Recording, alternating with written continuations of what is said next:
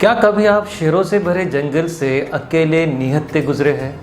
क्या कभी आप मगरमच्छों से भरे तालाब में तैरे हैं? क्या कभी आप सांपों से भरे अंधेरी गुफा में घूमे हैं? भले ही ऐसे भयावह सिचुएशन से आप नहीं गुजरे हैं, फिर भी ऐसे सिचुएशन में जो मानसिक स्थिति होती है उससे आप ज़रूर गुजरे हैं, है ना कभी। इसे ही एंग्जाइटी कहते हैं। आपको पता है, इस समय यह वीडियो देख रहे हर व्यक्ति को कभी न कभी एंग्जाइटी हुई है। हर 4 में से 1 व्यक्ति को एंग्जाइटी की बीमारी कभी न कभी हुई है, वो झेल चुका है। मैं डॉक्टर पर्वतराज, मनोचिकित्सक, साइकियाट्रिस्ट, साइकोथेरेपिस्ट एंड काउंसलर। इस वीडियो को आप ध्यान से देखिए। मनोचिकित्सा विज्ञान की यह जानकारी आपके जीवन में आपको बहुत काम में आने वाली है। कल की ही बात है। कल एक 45 साल के बैंक में कार्यरत कर्मचारी वीडियो कॉन्फ्रेंसिंग के जरिए मुझे अपनी मनोदशा बता रहे थे। उन्होंने कहा कि सर, मैं बैंक में काम करता हूं, इसलिए इच्छा ना होते हुए भी मुझे इस कोविड-19 लॉकडाउन में भी बैंक में जाना पड़ता है, कस्टमर से मिलना पड़ता है, फाइलों को ना चाहते हुए भी हाथ लगाना पड़ता है। मैं तो पूरी सावधानियां बरतता हूं, फिर भी ऑफिस जाने के पहले मन में जाऊं कि नहीं जाऊं ऐसा होता है। हर कस्टमर के साथ, हर फाइल के साथ क्या होगा, कैसे होगा, कुछ होगा तो नहीं, ऐसा मन में घालमेल बनी हुई रहती है। दिल में बिना कारण धड़कन सी बनी हुई रहती है। हाथों में थरथरी होती है, कभी पसीने छूटते हैं। आगे और पूछने पर उन्होंने कहा कि सर, मुझे कोरोना का डर तो नहीं लगता, मैं पूरी सावधानी बरतता हूँ, परंतु पता नहीं क्यों अनजाना अस्पष्ट खतरे जैसा मन में महसूस होते रहता है। दोस्तों, इसे ही एंग्जाइटी कहते हैं, जो हम सबके जीवन में कभी ना कभी हम महसूस करते हैं। और इससे कुछ लोग आसानी से या फिर कुछ लोग थोड़ी सी परेशानी के बाद इस मनोदशा से बाहर आ जाते हैं। लेकिन जब यह मनोदशा हमारे लिए असह्य होकर संकटकारक महसूस होती है, जिसकी वजह से अगर हम हमारे दैनंदिन क्रियाकलाप काम नहीं कर पाते हैं, तो इसे एंग्जाइटी डिसऑर्डर यानी घबराहट की बीमारी कहेंगे, जो कुछ लोगों को ही होती है और जिन्हें ट्रीटमेंट की ज़रूरत पड़ती है। अभी यह तो निश्चित था कि उस बैंक वाले सज्जन में एंग्जाइटी थी, परंतु क्या उनको एंग्जाइटी डिसऑर्डर यानी घबराहट की बीमारी थी? मुझे और विस्तार से परखना था, इसलिए मैंने उनको उनके लक्षणों के बारे में और विस्तार से पूछा। दोस्तों, एंग्जाइटी डिसऑर्डर में 2 प्रकार के लक्षण होते हैं, शारीरिक लक्षण और मानसिक लक्षण। मानसिक लक्षणों में हमेशा भयनुमा शंका कुशंकाएं बनी हुई रहती है। क्या होगा, कैसे होगा, होगा कि नहीं होगा, करूँ कि नहीं करूँ, दिमाग कोई काम पर एकाग्र नहीं होता है, मन को कॉन्सेंट्रेट करने में कठिनाई होती है। कुछ लोगों में नींद नहीं आती है, गले में कुछ अटक गया है, छाती जाम हो गई है, पेट में एक गोला सा उठ गया है, शारीरिक तौर पर थरथरी, सांसें फूल जाना, दिल की धड़कन बढ़ना, घबराहट महसूस होना, पसीने छूटना, हाथ पैर ठंडे पड़ना, मुंह सूख जाना, यूरिन लग गई है, टॉयलेट लग गई है, ऐसा महसूस होना, स्नायु रोग की अकड़न, जकड़न, सरदर्द, बदन दर्द, थकावट ऐसे महसूस होता है।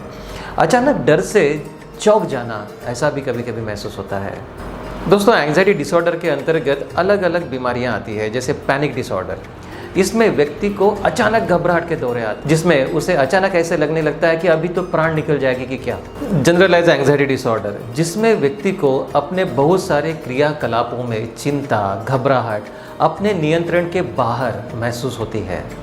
फोबिया, जिसमें व्यक्ति को बिना कारण हमेशा अतिरूप में किसी न किसी चीज़ के बारे में डर बना हुआ रहता है।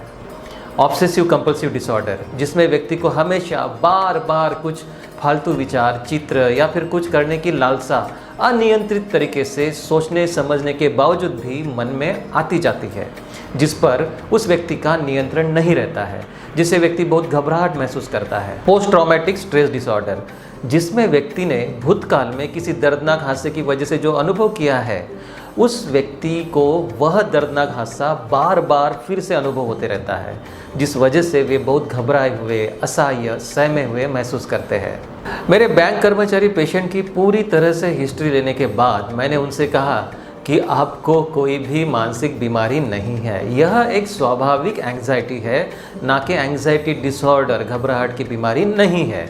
मैंने उनसे कहा कि मैं उनकी मानसिक स्थिति समझ रहा हूँ, अगर आपकी जगह मैं भी होता तो मुझे भी शायद ऐसे ही अनामिक डर हमेशा बना हुआ रहता। It's okay to be anxious.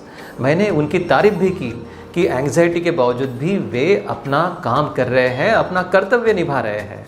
मैंने उनको कुछ रिलैक्सेशन मेथड्स भी बताए जो उनके बहुत काम में आए एंग्जाइटी को कंट्रोल करने में। दोस्तों, इसे ही सपोर्टिव साइकोथेरेपी कहते हैं।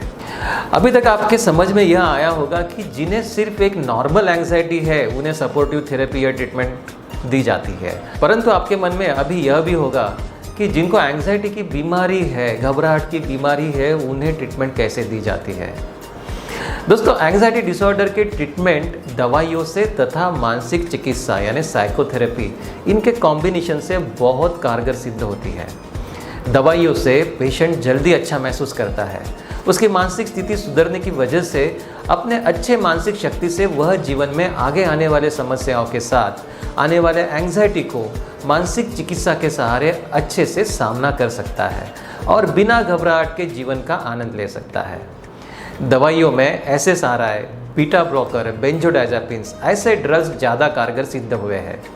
6 महीने से 1 साल तक ट्रीटमेंट के बाद ज़रूरत के अनुसार दवाइयों को कम किया जाता है। अच्छा, मानसिक चिकित्सा में cognitive behaviour therapy anxiety disorder में सबसे अच्छी कारगर सिद्ध हुई है।